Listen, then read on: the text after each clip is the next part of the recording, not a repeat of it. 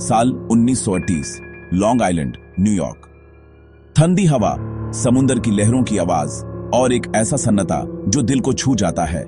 इस शहर के एक कोने में कुछ ऐसा होने जा रहा था जो आम नजर से छुपा हुआ था। मोनटॉक एयरफोर्स स्टेशन, सरकारी तौर पर बैंड, लेकिन उसकी खामोशी में कुछ छुपा था। यहाँ की हवा भी कुछ अलग सी थी, जैसे हर कोना अपने अंदर कोई राज छुपाए बैठा हो। पुराने रेडर टावर्स, जमीन के नीचे छुपा हुआ एक राज। इन टावर्स के नीचे एक ऐसी दुनिया थी जिसका पता सिर्फ कुछ चुनिंदा लोगों को था। दावा है यहाँ इंसानियत के लिए खतरनाक एक्सपेरिमेंट हो रहा था, एक ऐसा प्रोजेक्ट जो दुनिया को हिला सकता था। मोनटॉक प्रोजेक्ट, एक नाम जो लोगों के ज़िहन में सिर्फ अफवाहों की तरह था, लेकिन असल में उसकी गहराइयां कुछ और ही थी। सोचिए, एक अंधेरी जगह जहां कुछ बच्चों और नौजवानों को लाया गया, बिना बताए कि उनके साथ क्या होने वाला है। उनकी आंखों में डर था, लेकिन साथ ही एक अनजानी उम्मीद भी थी। उनकी जिंदगी, उनका दिमाग, उनकी रूह, सब कुछ एक अजीब खेल का हिस्सा बन गया। हर दिन, हर पल उनके लिए एक नई पहेली थी जिसका जवाब किसी के पास नहीं था। मोनटॉक बेस एक ऐसी प्रयोगशाला थी जहां इंसानी दिमाग की हदें तोड़ने की कोशिश हो रही थी। यहां पर किए जाने वाले एक्सपेरिमेंट्स साइंस और इमेजिनेशन के बीच की लकीर को मिटा रहे थे। हम सोचते हैं कि दुनिया वैसी ही है जैसी दिखती है, लेकिन मोनटॉक की कहानियां कुछ और ही कहती हैं। यहां की हवा, यहां के जंगल, सब कुछ एक अजीब सी मिस्ट्री से भरा था। क्या हम सच में आजाद हैं या हमारी सोच भी किसी और के कंट्रोल में है? शायद हम सोचते हैं कि हम अपने फैसले खुद लेते हैं, लेकिन असल में हम पर नजर रखी जा रही है। लॉन्ग आइलैंड के लोग अक्सर बेस के आसपास अजीब रोशनियां, आवाजें और गायब बच्चों की अफवाहें सुनते थे। रात के अंधेरे में कुछ लोगों ने ऐसी चीजें देखी जो समझ से परे थी। पुलिस ने इन सबको नजरअंदाज किया, लेकिन कुछ लोगों ने इन राजों को जोड़ना शुरू किया। उन्होंने सबूत इकट्ठा किए, सवाल उठाए और सच्चाई तक पहुंचने की कोशिश की। जब कड़ियां जुदी, एक तस्वीर सामने आई, साइंस, साजिश और इंसानियत का काला सच। मोनटॉक प्रोजेक्ट का सच, जो अब तक सिर्फ कहानियों में था, धीरे धीरे सामने आने लगा। यह कहानी है उस बैंड दरवाजे की जिसके पीछे मोनटॉक प्रोजेक्ट का राज कायद था। एक ऐसा दरवाजा जो खुलता तो है, लेकिन सिर्फ उन लोगों के लिए जो सच जानना चाहते हैं। सवाल यह है, क्या आप सच जानना चाहेंगे? क्या आप तैयार हैं उस अंधेरे में कदम रखने के लिए, या अंधेरे में ही रहना पसंद करेंगे? चुनाव आपका है, सच या सन्नाटा। मोनटॉक प्रोजेक्ट अमेरिका की सरकार का एक गुप्त प्रोजेक्ट, जिसका मकसद था इंसानी दिमाग को हथियार बनाना। माइंड कंट्रोल, यानी किसी की सोच को दूर से कंट्रोल करना या उसकी यादें मिटा देना। यह सब मोनटॉक के बैंड कमरों में हो रहा था, दावा किया गया। कोल्ड वॉर के दौर में साइकोलॉजिकल वॉरफेयर एक नया मैदान था। मोनटॉक प्रोजेक्ट का एक और मकसद था टाइम ट्रैवल, यानी वक्त में सफर। इस प्रोजेक्ट के लिए बेघर, लावारिश बच्चों को चुना गया, मोनटॉक बॉयज। उन पर माइंड कंट्रोल और इलेक्ट्रोमैग्नेटिक एक्सपेरिमेंट्स किए गए। उन्हें ब्लैंक स्लेट बनाकर नई प्रोग्रामिंग की गई। उनका बचपन, उनकी पहचान, सब कुछ छीन लिया गया। यह कहानी सिर्फ टेक्नोलॉजी की नहीं, उसके गलत इस्तेमाल की भी है। पावर की भूख में इंसान किस हद तक गिर सकता है, मोनटॉक इसका सबूत है। और यह राज अब तक बैंड दरवाजों के पीछे छुपा है। जब मोनटॉक प्रोजेक्ट की अफवाहें उठी, सरकार ने कहा सब झूठ है, बेस तो पहले ही बैंड हो चुका था। सरकारी रिकॉर्ड्स में कोई गुप्त एक्सपेरिमेंट नहीं, सिर्फ एक पुराना रेडार सिस्टम। लेकिन कुछ विसल ब्लोवर्स सामने आए। उन्होंने दावा किया कि वो खुद इस प्रोजेक्ट का हिस्सा थे। उनके मुताबिक असली काम जमीन के नीचे होता था। Mind control, time travel, aliens तक की बातें। सरकार के पास ऑफिशियल रिकॉर्ड्स हैं, लेकिन विसल ब्लोअर्स के पास सिर्फ अपनी कहानियां। कोई फोटो, वीडियो या डॉक्यूमेंट नहीं। सबूत मिटा दिए गए या यादें भी मिटा दी गई। तो किस पर यकीन करें, सरकारी बयान या उन लोगों की गवाही पर? मोनटॉक की सच्चाई दो अलग अलग कहानियों में बनती है। एक तरफ पूरा इनकार, दूसरी तरफ हैरान कर देने वाले दावे। सबूतों की कमी ने मोनटॉक को एक पहेली बना दिया है। आम इंसान के लिए यह राज और गहरा हो गया है। क्या सच कभी सामने आएगा, या यह सिर्फ एक कहानी बनकर रह जाएगा? मोनटॉक प्रोजेक्ट का सबसे मशहूर नाम प्रेस्टन निकल्स, एक इंजीनियर जिन्होंने लिखी the Montauk project experiments in time. Nicholls ने अपनी किताब में ऐसे राज खोले जो दुनिया के लिए हैरान कर देने वाले थे। उन्होंने अपने तजुर्बे डिटेल में लिखे, जिसे मॉन्टॉक प्रोजेक्ट की कहानी एक नई रोशनी में आई। निकल्स कहते हैं, उन्हें ऐसी यादें आने लगें जो उनकी नहीं थी, जैसे उनका दिमाग मैनिपुलेट हुआ हो।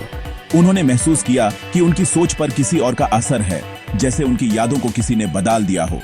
उनका दावा, वो मॉन्टॉक प्रोजेक्ट का हिस्सा थे, दो अलग शख्सियत के साथ। एक तरफ वो एक आम इंजीनियर थे, दूसरी तरफ एक ऐसे इंसान जो खुद को मॉन्टॉक के एक्सपेरिमेंट्स में फंसा पाते हैं।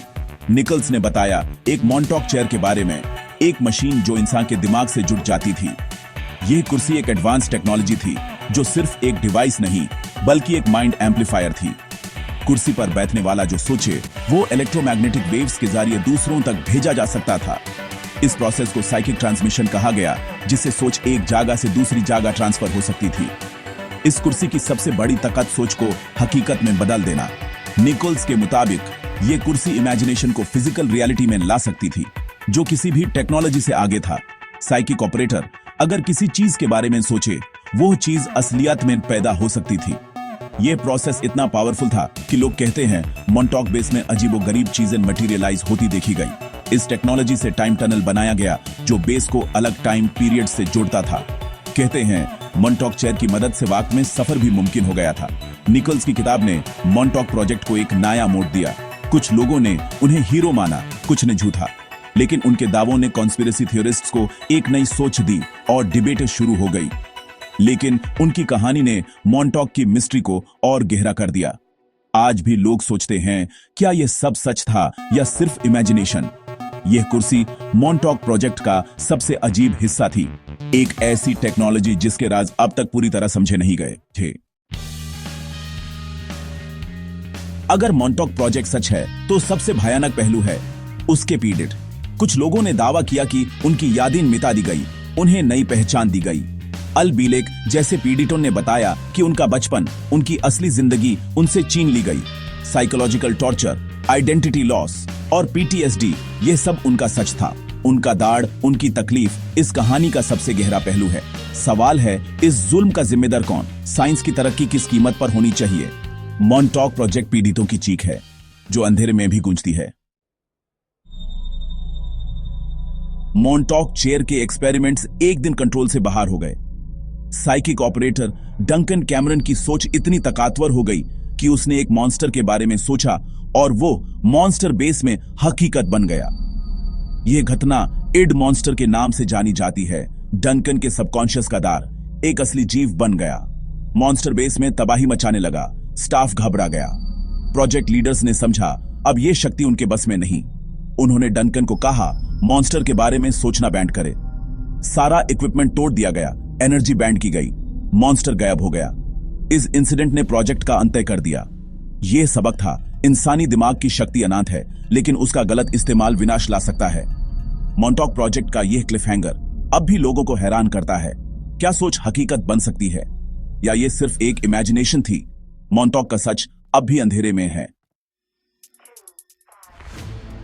मॉन्स्टर के बाद भी मॉन्टॉक प्रोजेक्ट के पास एक और भी ज्यादा खतरनाक टेक्नोलॉजी थी, टाइम ट्रैवल यानी समय में सफर करने की कला।